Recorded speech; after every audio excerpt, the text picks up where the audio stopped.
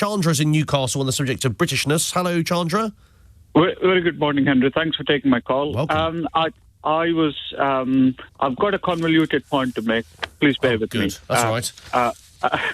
I was not born in this country, and I'm fully aware, and I'm appreciative of the fact that thousands of years of history and cultural evolution has happened before I got here, and there is no practical way for me to fully learn and appreciate and become part of where Britain is. But there are aspects of Britishness. The very fact that I'm able to call you and probably disagree with you without and part ways with you in a civilized manner, that to me is Britishness. And I'm grateful that there are other cultures, the culture I come from, where this is possible. But because it's there elsewhere, it doesn't mean it doesn't exist here. It's aspect of Britishness. For example, audience clap when opposition hit a boundary in cricket, and that is Britishness. The ability to appreciate the person next to us qualities and appreciable qualities, that to me is Britishness, and that I hold very dearly, and I'm grateful that I've been able to recognize that. If ethno-nationalists don't see me as British, fair enough, I can understand that. But what they cannot take away from me is the bits that I've changed in myself in order to try and belong here. That they cannot take away from me. I might, in their eyes, I will never be British. I don't look white. I don't sound British. But I have made conscious efforts to try and belong on this land, and I've not forcefully done it. I've done it because I've changed bits about myself and replaced them with things which are wonderful about this country.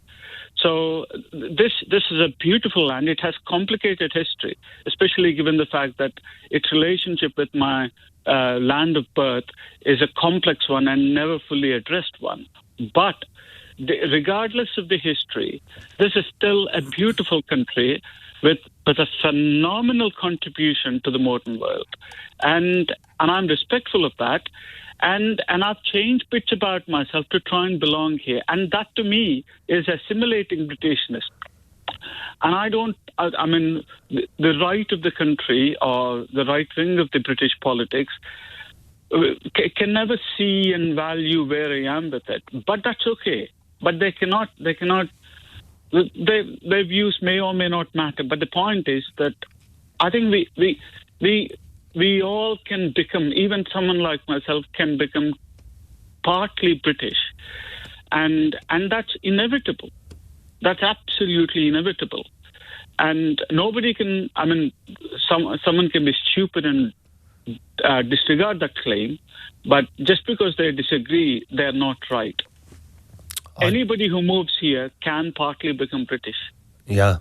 Well, I think, to be honest, I don't even need to say anything. I think it's a brilliant call, and a lot of the messages coming in, totally agreeing. Tony saying, wonderful caller. This from Mike saying, Martin says, what a great fella. Chandra, I agree with an awful lot of that, so thank you very much. I think that a lot of people, if you just walk up to somebody randomly in the street and you say, what does the word British mean? And I mean, inevitably, without thinking, people will probably say, "Well, you got to be born in Britain." And then when you point out to them, well, actually, Winston Churchill's mother was American. Boris Johnson was born in America, and you go through the list, and you think, well, I mean, look at a lot of cricketers, for example, that have played for England.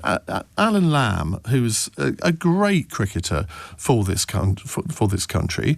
I mean, he was born South African. He had a very clipped South African accent.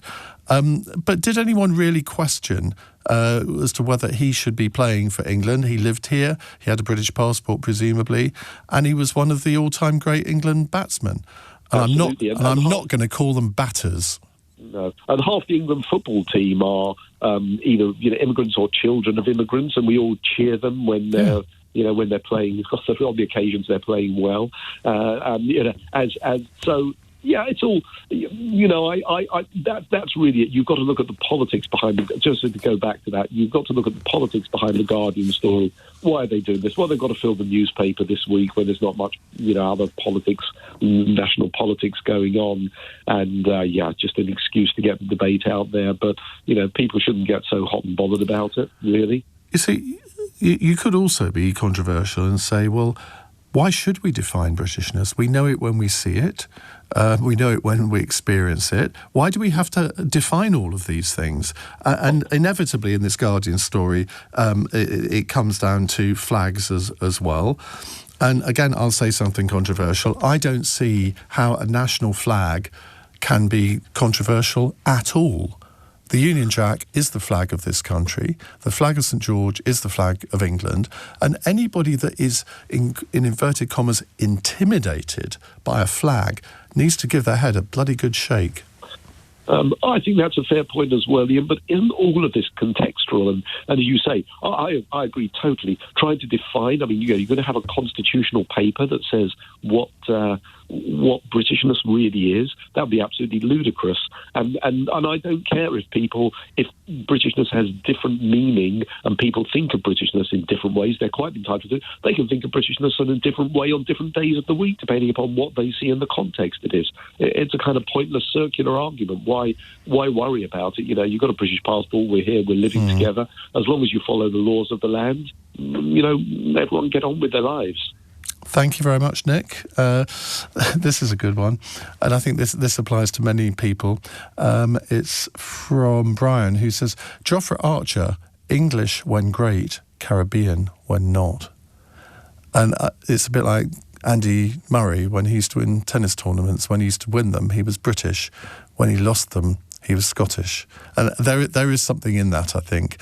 Look at the reaction of a lot of people when, and I was there at Wembley when England lost to Italy on penalties in the European Championship, and the 3 missed penalties were all by black English players. That really did bring out the worst in people, I'm afraid. And they all are as British as anyone. Skin colour does not denote nationality, does it? Never has done, and never should, in my view. Is that a controversial thing to say? I moved here when I was about 18, 19, and I've had a British passport for, 15 years. I was born in Rome. I'm not Italian, I'm British. And I feel very strongly about it, and I think this is something that unless you have left a culture for another, you don't necessarily understand. It's not just a case of having a passport. It's a case of embracing, adopting, and developing as another culture. And it's almost more powerful to be a Briton by choice rather than by birth, isn't it? Absolutely, absolutely. And it's relatively easy, at least when I did that, let's say relatively, really in quotation marks, to get a passport. But to really absorb willingly into a different society, a different set of customs, is not necessarily easy, and it takes a long time and a lot of will. So my partner was born in the US. He left when he was 2. Is he American? No, he's not. But according to some people, he should be considered one, right? But do you still consider yourself Italian as well as British? No, not at all. Not at all. And so much so that actually to wind me up, my friends at times say that I'm Italian. And my answer is always, I'm not. I'm British. Not just because that's what my passport says, but because the way I interact with people, the way I feel about things is very much in line with Britishness, not with Italian culture. There is a culture shock whenever I visit. I don't have much family there, but if I go on holiday, there is a culture shock. They're different. They not bad different, just different, just like Americans or Germans. But do you think, what well, let me ask you this. What has Britishness got in common with, is there such a word as Italianness? I don't know. I think they, and this is probably the same of any culture, they think that's the right way of doing things, not in a bad way. But, for example, I remember hearing as a kid, possibly, that the British, that in the continent, you may know, people call the English to mean anyone who's British. Well, Americans do that more than any other nationality. Exactly, yes. They said they're very cold. They're very cold towards their children. They're not warm at all. Oh, my God. I have an amazing set of friends. We are so warm with each other, but in a different way that maybe the Spaniards or the Italians may look at and think, gosh, they are quite cold. But we're not. Would you say we are? We're not, are we? I don't think so. Well, I'm sure there are some people that are, but just as in any country. I mean, absolutely. This is the difficulty, isn't it, with national stereotypes, where you think, well, the Italians they all love eating pasta, or we can go through every country in Europe, and there is a stereotype. There's something, yes, absolutely. But there are always many exceptions to that stereotype as well. Exactly. We often, we think Italians, Spaniards are very loud, aren't they? They're very loud. And they are for us, obviously, but not necessarily in a confrontational way. If say you see a couple of Spaniards talking very, gesticulating and very loud, you may think, oh, well, that's just the way they are. You see two people interacting in the same way here, you think something's wrong. The thing is, have you ever seen an ugly Spaniard or an ugly Italian? I have. Have you? Just like I've seen many, many beautiful Brits. Not so many, though, I would say. Well, the beauty's in the eye of the beholder, isn't it? That is very, very true. Well, as I was telling your researcher, I was born in Chelsea in Great Britain to two Greek Cypriot parents that came over from Cyprus back in the 50s. And first and foremost, if anybody asks me where I'm from, because obviously I look a bit Mediterranean, I will say Greek Cypriot first and foremost, who just happens to be British. But I couldn't go any deeper than that with your researcher. I mean, it's not that complicated, it's the feeling. How much time have you spent in Cyprus? Oh, well, only on holidays. Only holidays, sort of various weeks at a time. But I mean, first and foremost, I'm a Greek Cypriot because both my parents are Greek Cypriots. It's my blood. It's the way I feel, and I can't go any deeper than that, unfortunately, to describe how. And this is where I think we encounter a problem, isn't it? Because if you had rung in and said that you were from Nigeria or Jamaica and both of your parents were from those countries, and you had said, but I consider myself Jamaican or Nigerian rather than British, I think some people would give you a very different reaction to you saying that you were a Greek Cypriot. And it goes back to Norman Tebbett's cricket test, doesn't it? Well, why on earth do Jamaicans who've been born in Britain, why do they support the West Indies in cricket tests? They should be supporting Britain. And then I'm thinking, well, hang on a minute. If I emigrated to Australia and England came to play cricket in Australia, I know who I'd be supporting, and it wouldn't be Australia. Yeah. Well, yeah, exactly.